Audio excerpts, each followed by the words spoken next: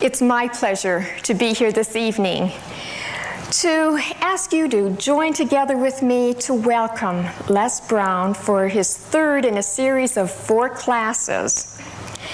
Les is one of the most inspiring, motivational teachers in America today.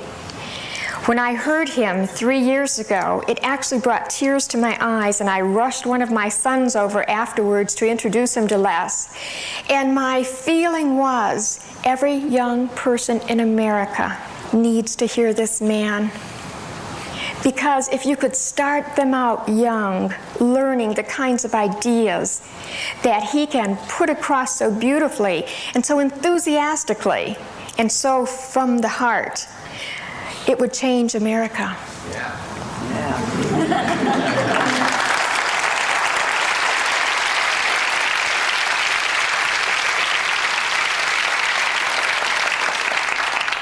And I knew when he was here before, we'd be having him back again. You know how you just know some things?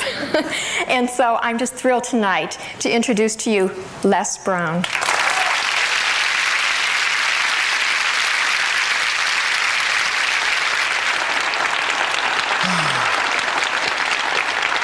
Good evening. Good evening. How you doing? Great.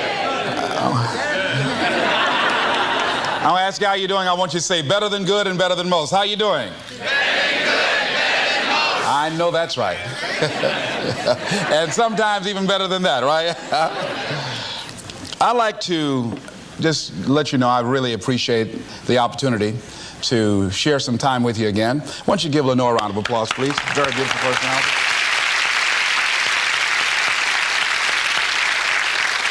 I'm very, very supportive of this ministry. I think that Jack Boland is ahead of his time, and the people here who show a level of concern in terms of empowering people and helping them to develop the skills that are necessary to navigate through some of the treacherous waters of life is something that's very much needed. This evening we're going to be looking at how to get unstuck. I think some of you know what I mean. Sometimes we have to ask ourselves, what's using my life? Heard a guy give a lecture one time that says, we are today what we were when. And he was talking about the fact that we, to a great extent, behave, think, react because of some previous experience that we've had. One of the things that we know about life is that it is always changing. Sometimes you're up. Sometimes you're down. Sometimes things go real well, and sometimes they don't. Sometimes you're happy, and sometimes you're sad. Now that's that thing called life.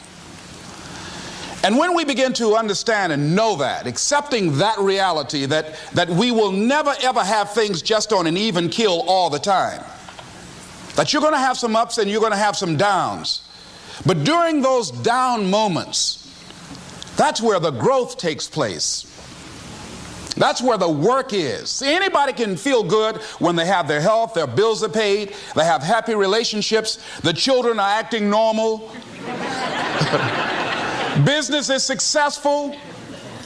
Anybody could be positive then. Anybody can have a larger vision then. Anybody can have faith under those kinds of circumstances. Am I correct? Yeah. See, but the real challenge of growth, mentally, emotionally, and spiritually, comes when you get knocked down. Somebody said that adversity introduces a man to himself or a woman. How you handle it, that's where the growth takes place. When I was facing some challenges, I had a guy say something to me, and I suggest this is one of the first things that you want to do when you're facing a challenge. You want to get unstuck. Evaluate where you are. Look at it. Assess yourself. Assess yourself and assess the situation. What brought you there? What role did you play? Earl Nightingale had a saying I like. He said, all of us are self-made, but only the successful will admit it.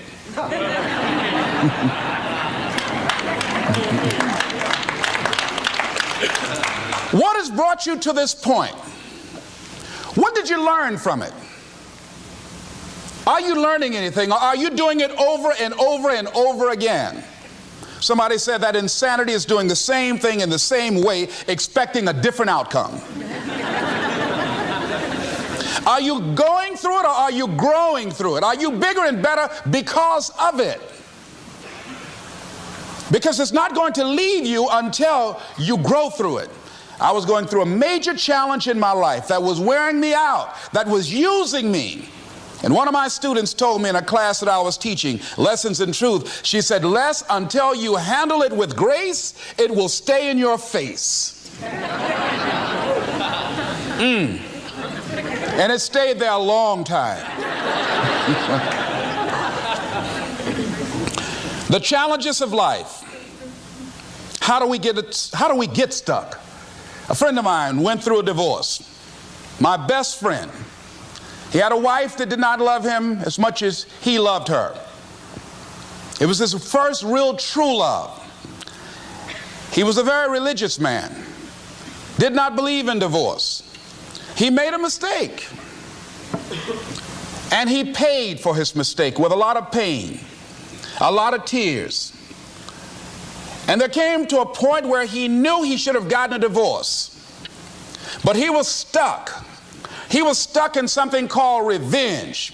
He said, she's made me so miserable, I'm going to pay her back. He was stuck. And he stayed in there longer than he should have because it began to attack him. It began to affect him psychologically. And as a result of that, when he eventually did get a divorce, he took that same attitude to other relationships, looking for something to go wrong.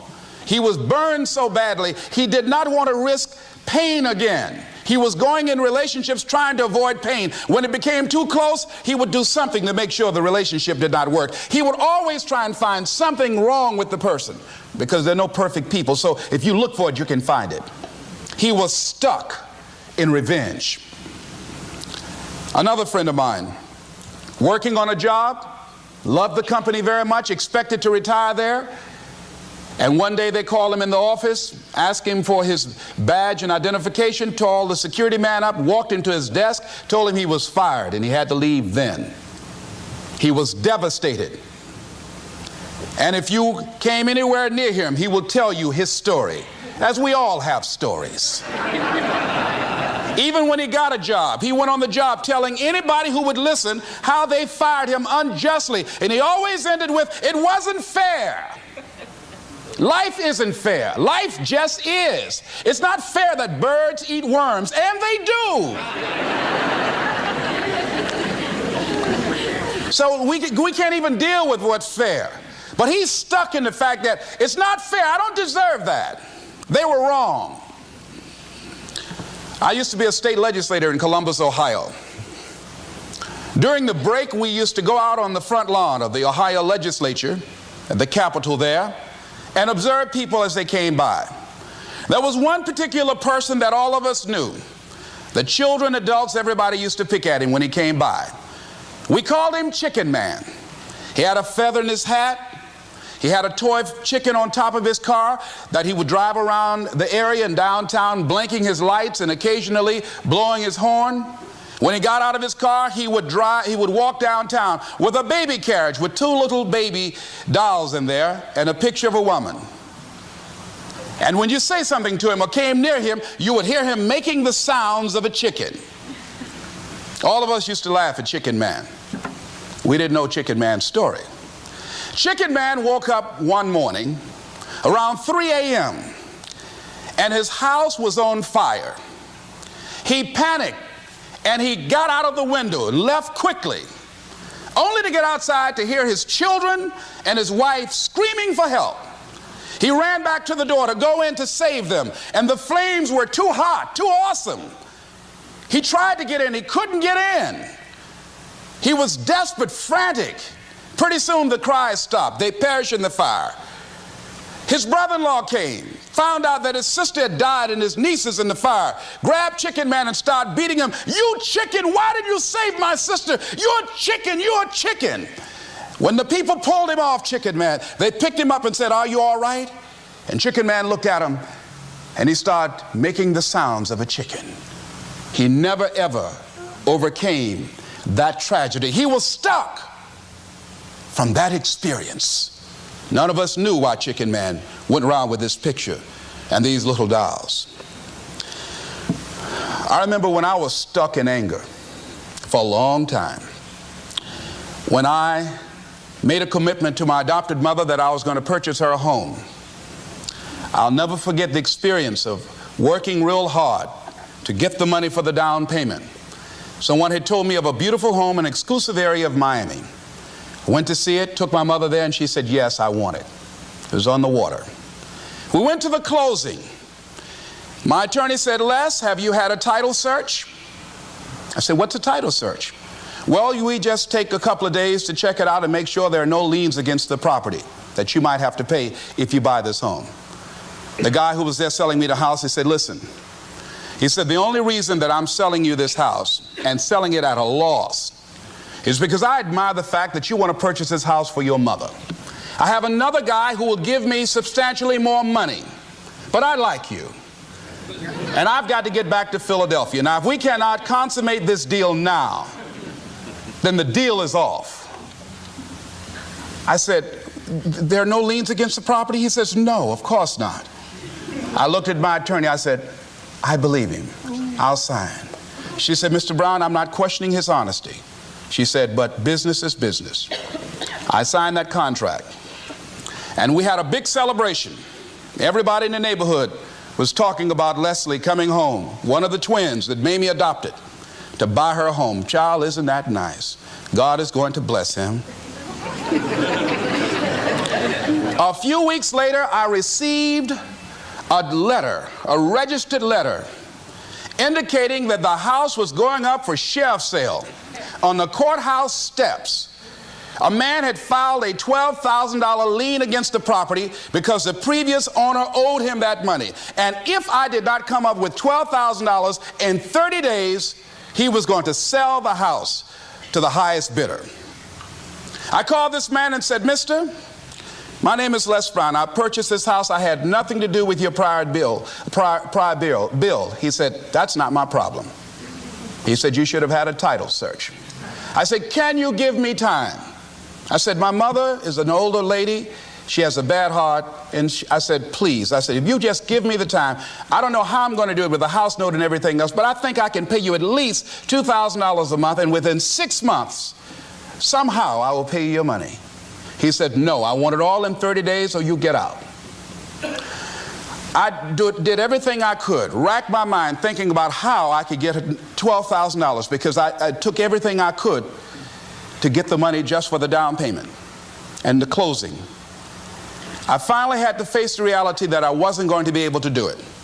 I was up around 2 o'clock in the morning, walking back and forth, thinking, how was I going to tell my mother this? My children were there in the room sleeping all night long.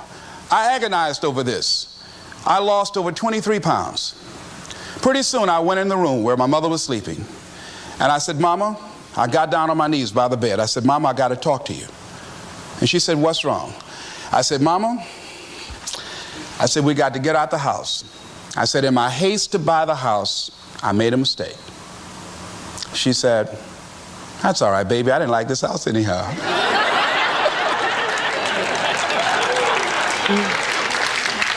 I said, Mama, you told me you loved it. I brought our friends out here to see it. She said, you know I have arthritis in my knees, and I don't like going up the steps, but I knew it made you happy. You loved it so much. I said, Mom, I've lost 23 pounds agonizing over this. Well, we had to pack up and go back to the old house down the street from Northwestern High School in Liberty City. All those neighbors who came out and saw us leave, those neighbors were there as we were coming back. We went in the house, the roaches were playing cards, saying, come on in and take a hand. I was wiped out. I was embarrassed and humiliated. Words cannot encompass the symbolism of what I felt. I remember when I was unloading the furniture and I began to cry. My sister came by. You know you didn't have any money to buy no house, Mr. Big Time. Hadn't hadn't given me a quarter. You know mama got a bad heart now, y'all, back where you belong. As I was crying and my head down, taking furniture in, my mama said, hold your head up. I said, Mama, I just feel so bad about this, Mama. She said, hold your head up and dry your tears. You have nothing to be ashamed of. And I did, as we unloaded that furniture in that house. For several weeks, I was numb. I was immobilized with anger. If I had seen that guy, I was thinking about flying to Philadelphia. I had all kind of dreams about him. And I didn't want to hit this guy here. Hitting would have been too good for him. I just wanted to just grab him and just bite him. I just made it, found him. They say, well, we found this guy just chewing on him. Beating would have been too good for him. I'd have just bit him every time he... I'd have been like a Doberman Pinscher. Yeah? God would have said, I thought I made everything, but I don't know where this came from. I was reading a book on forgiveness. And they had a line in there that says, forgive and grow. I had to let that luggage go. You see, your mind is, you know, when you go into a service station to get gas, you don't go in there and just start pumping. When you push the lever up, it clears the previous bill. By the same token, if you want to begin to move, you've got to clear your mind of all the unnecessary luggage and baggage that's weighing us down. I couldn't move. I couldn't think about what am I going to do to get out of this situation, because I was so concerned about what happened and what he did to me and how bad it was. I was so stuck in that I couldn't even focus on what I should have done. Feeling sorry for myself and angry, and none of that was taking me anywhere. So pretty soon I learned through effort, made a conscious, deliberate, determined effort. I had to let it go. I had to forgive it. Let it go and begin to focus on developing myself. And I say to you, you're going to have people to do things to you. Things are going to happen to you. And the most important thing to do is to harness your will and let it go and move so you can grow, so you can get on with your life. It doesn't matter about what happens to you. What matters is, what are you going to do about it? Amen. What are you going to do now, Les? Huh? How long are you going to tell everybody at the bus stop and anybody who would stand and listen to you? How long are you going to repeat the same thing over and over and over and over and over again? How many times do we have to hear that? Don't go around telling people what your story is. Everybody has a story. 80% don't care and 20% glad it's you.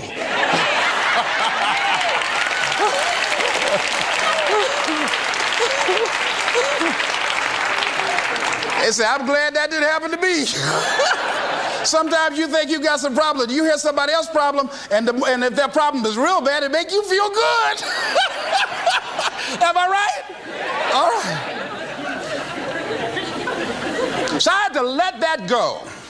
All of us got stories to tell.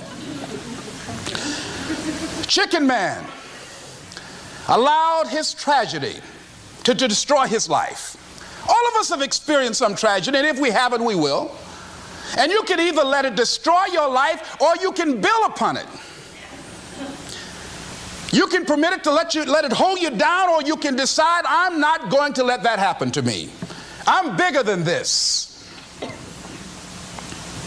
Make a declaration to yourself. Declare all-out war that you're going to get out of this rut. I don't care how good you are. I don't care how talented you are. I don't care how much you work on yourself. There are some times when things aren't going to go right. They just are not going to go right. There are times when anything that can happen will happen. Murphy's Law will be knocking at your door. Why? I don't know why. That's called life. And you have to deal with it. Sometimes your life will be in a slump, just like sports.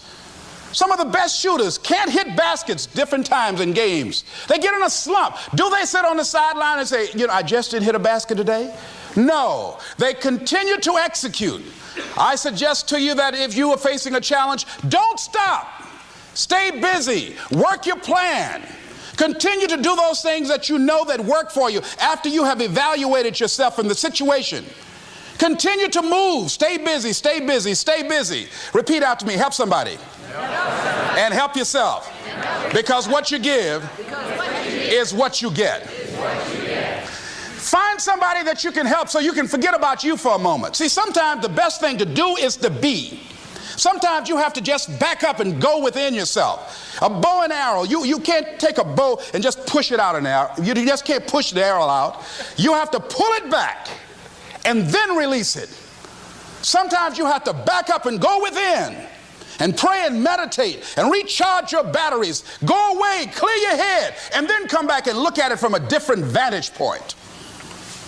Don't operate while you're under the spell or the effect of what's going on. Next thing is that you've got to activate the thinker in you. Don't allow your emotions to control you. We are emotional, but you want to begin to discipline your emotion. If you don't discipline and contain your emotions, they will use you. Your mind goes on automatic, just like a guard. You know, I loved reading the book called As a Man Thinketh by James Allen. He uses the analogy of the mind being like a garden. You know, weeds don't have to have any encouragement to grow. You don't have to water them. They don't have to get sunshine. They don't have to have fertile ground. They will grow through the cracks of a sidewalk. Am I right? But if you want to grow orchids or roses or any kind of exotic flowers, there are special processes and procedures you must go through. Well, by the same token, you don't have to force yourself or motivate yourself to think negatively, to be depressed, to hate somebody, to want revenge, to want to get back at somebody, to beat yourself up over the head, to feel loaded with guilt. You don't have to make any effort to do that. Your mind is on automatic. It will do that by itself.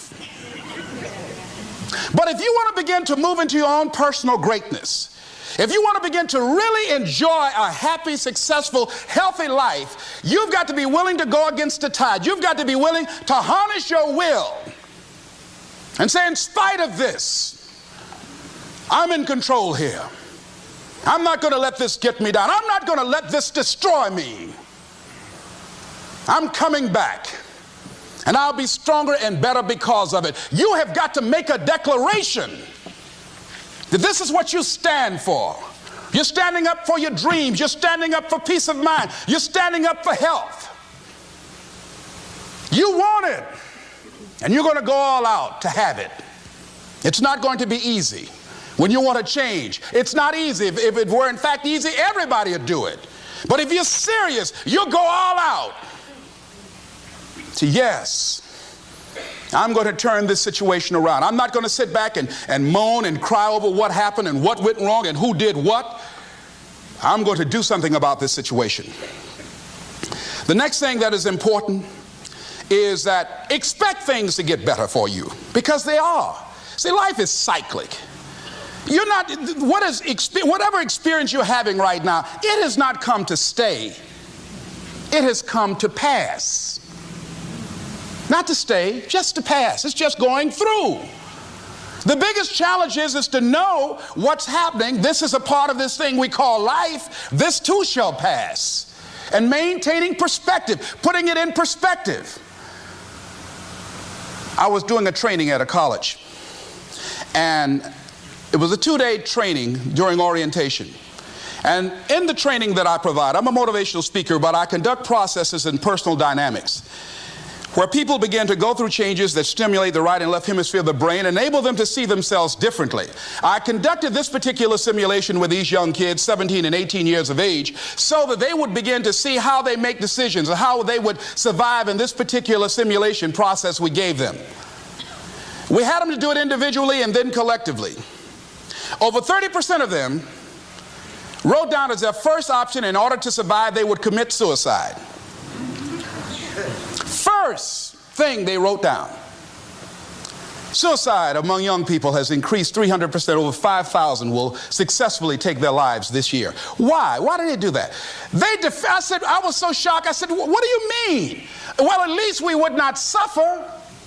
And then they had the nerve to write down all of the other things they were going to do after they committed suicide.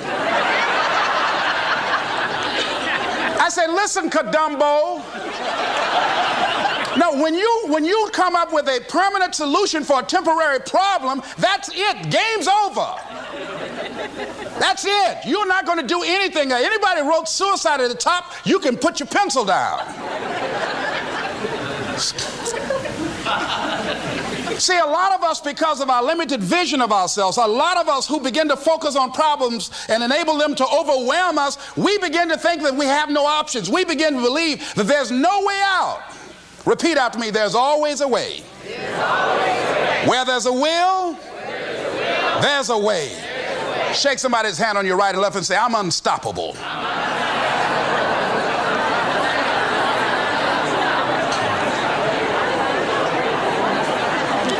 You've got to make those kind of declarations to yourself.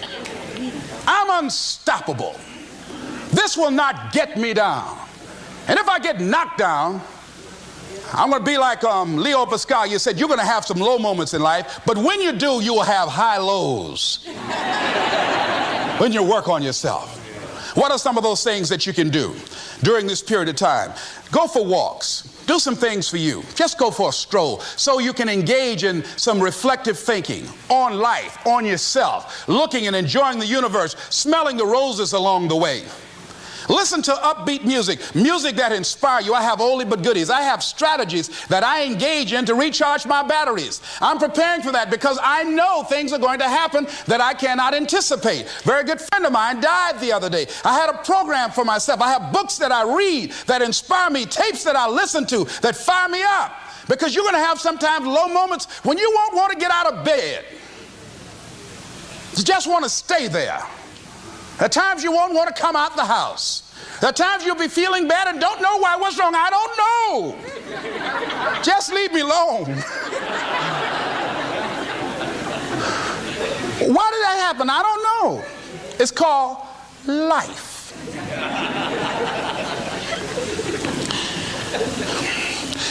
The other thing is take full responsibility for your life. Accept where you are and the responsibility that you're going to take yourself where you want to go. Someone said we have two primary choices in life. We can either accept conditions as they exist, or we can take the responsibility to change them. See, a lot of people want to exempt themselves from taking responsibility. All they want to do is talk about the problem. Every time you see them, they'll tell you their story over and over and over and over again. No. You want to take responsibility for your life. I got me here, I can get me out of this. And I'm getting out. I'm not going to be a volunteer victim. George Bernard Shaw said there are two kinds of people in life. You know, he said those that make things happen, those that watch things happen, and those that don't know what happened. And he said the people that get along in this life look around for the circumstances that they want, and if they can't find them, they make them. They create them. So part of beginning to get unstuck, you've got to decide that the behavior pattern that you have adopted doesn't work for you. You've got to change your strategies, and changing your strategy means reinventing your life. Recreating you, and you have the power to do that. You can decide that you're going to change, that you're not going to be a wimp. You can decide that you're going to stand up to life. You can decide that I'm going to live each day as if it were my last. You have the power to make that decision. You can decide I'm going to work on myself and develop myself. I'm going to empower me. And all of these things that are happening to me right now, they're just temporary inconveniences. They're not stronger than I am. I'm in charge here. Next thing is separate what you do from who you are. That's what the guilt trap is about. See, a lot of folk won't let you forget what you used to do or what you have done, what mistakes you've made. All of us have made some mistakes in life. All of us have done some things that if we had them to do over again, we wouldn't do it again. There are a lot of things that if I had it to do over again, if I knew then what I know now, I would have done it differently. Well, it didn't happen that way. And that's what you call life. I didn't do it like that. Oh, you don't want me to live that down, huh? You want to keep on putting that in my face about what I did. Guess what? I'm not interested. That's what I did then. Won't do it today, so you are picking on an innocent man. Hello.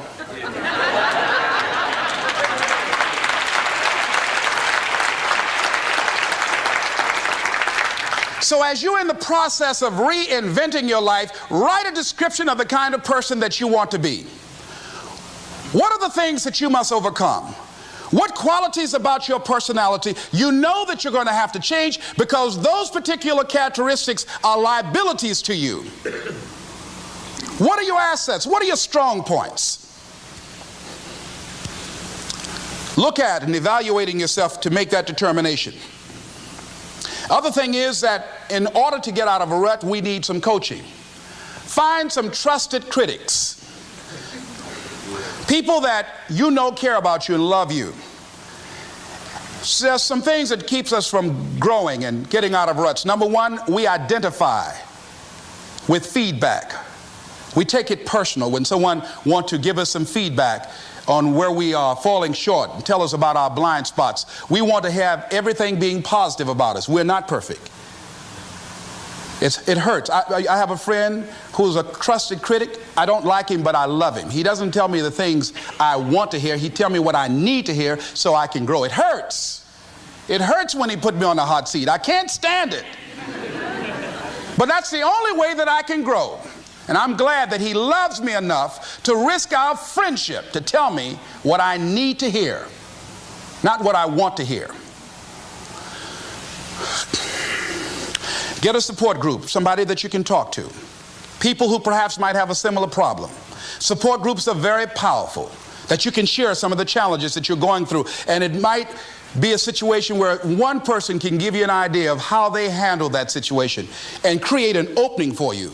Begin to stimulate some possibilities in your mind on how you can resolve the problem. We can't grow by ourselves. As I mentioned before, we grow from people and projects. The other thing is about life, when things happen to you, when you permit things to use you, you can't change the past, but you can interpret. You can reinterpret how you see it. For years, I was going around with a heavy load on my shoulders, feeling bad because I was adopted, doing interviews for adoption agencies and foster homes. And I was on television once, and I told these people in this particular interview that I was given away, my twin brother and I, when we were 6 weeks of age. A friend of mine, fortunately, was listening to the program. And she said, Les, I'd like to have lunch with you. And so I went over to see her. She said, when a woman carries a baby for 9 months, feeling that life movement in her, it's automatic and natural for her to learn to love that baby, to expect it to come here when she bears the pain to bring it into the world. Your mother, Mamie Brown, when she came in to adopt you guys, she didn't go through that process. She looked at whoever your biological mother was and said, I'll take him. You weren't given away less. You were chosen with love.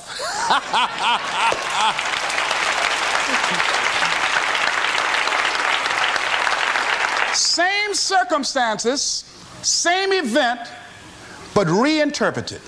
An interpretation that empowers me. Am I making sense to you? Yeah.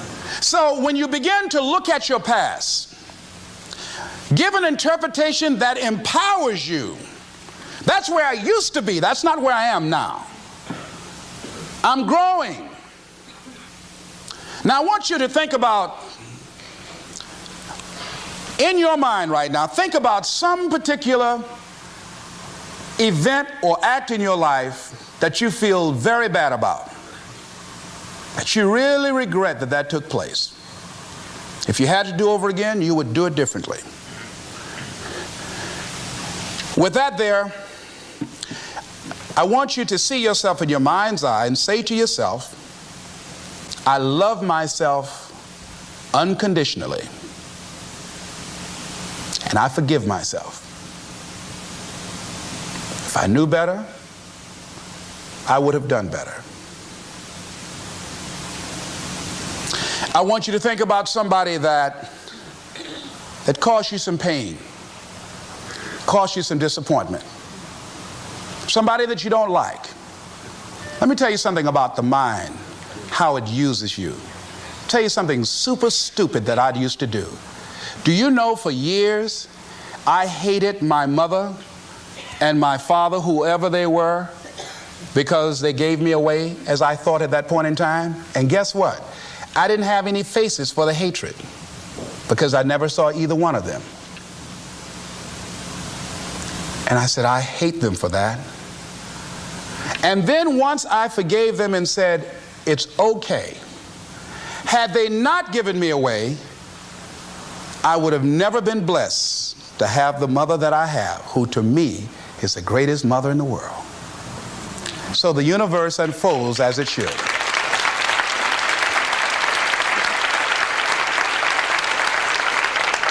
But when I went through this process, saying forgive them, I remember in my mind as I was trying to picture these people, I had two individuals in my mind standing there with no faces because I didn't know how they look.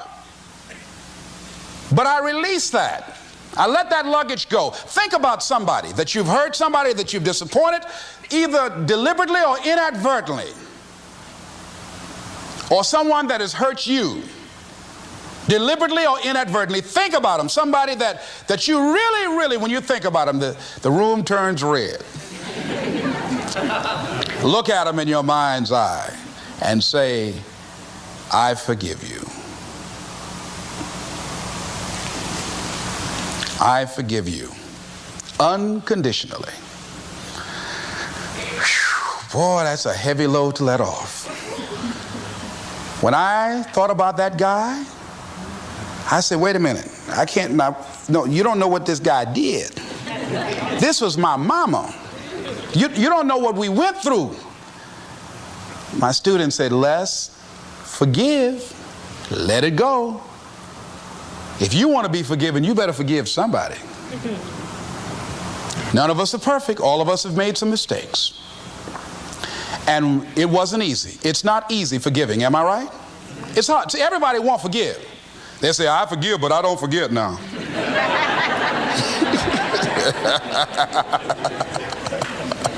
Let it go so you can grow. Let's get a little demonstration here. Throw it up on this side here, right? Demonstrate it like this. Let's go. I throw away negative thoughts. Revenge. Guilt. Anything that's been holding me back. Now with that right hand, let's bring something in. I bring in love. Peace of mind. Good relationships. Whole lot of money.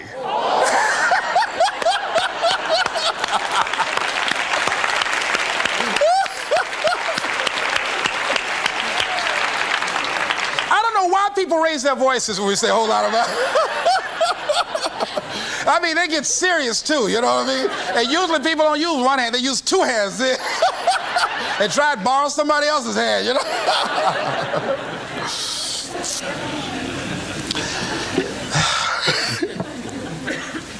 Reinterpreting our past. Understanding and knowing that we can move from where we are. That we can begin to design the kind of life that empowers us, that gives us happiness, that enable us to be on top of who we are.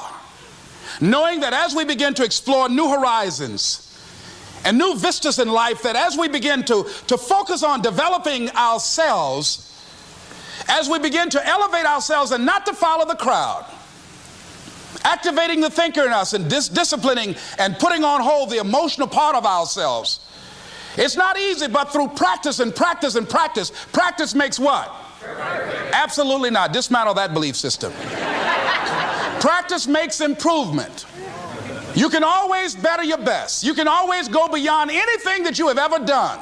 You'll never hit a state of perfection. You're always bigger than what you do. And so all you're looking for are new breakthroughs through practice and practice and practice. You'll get better and better and better. And there's still some things that will happen to you that will catch you on the blind side that you did not anticipate. You'll get knocked down, but you won't be knocked out. You'll be able to get to your feet again, be on the ropes, but you'll have a fast recovery rate when you work on yourself. Read inspirational books, of course. Listen to tapes that begin to inspire you, and stay around people who will empower you. People that will help you feel good about who you are as you're in the process of transforming your life. Life is so beautiful. Today someone gave me something on life called What is Life? I'd like to share it with you.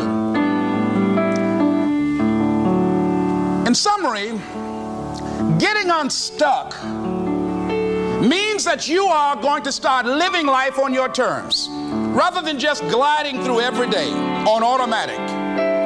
That you are aware, that you're stimulated and you're excited about your unfolding future. That you have a special power within. That you know that things are going to get better for you. You know that you can handle this, and sometimes you have to cry. Sometimes life will take you to your knees. But the pain opens spaces in the heart for joy. Somebody said about life, I love this, says, life is like an onion. You have to peel it one layer at a time. And sometimes you cry.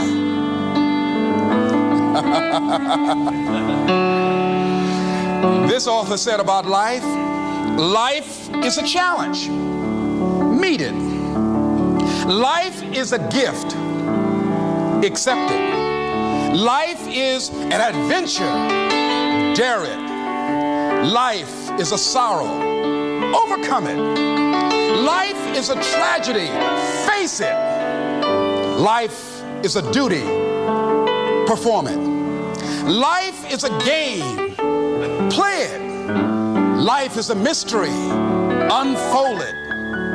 Life is a song. Sing it. Life is an opportunity. Take it. Life is a journey. Complete it. Life is a promise. Fulfill it. Life is a beauty. Praise it. Life is a struggle. Fight it. Life is a goal. Achieve it. Life is a puzzle. Solve it. Isn't that beautiful? I love that.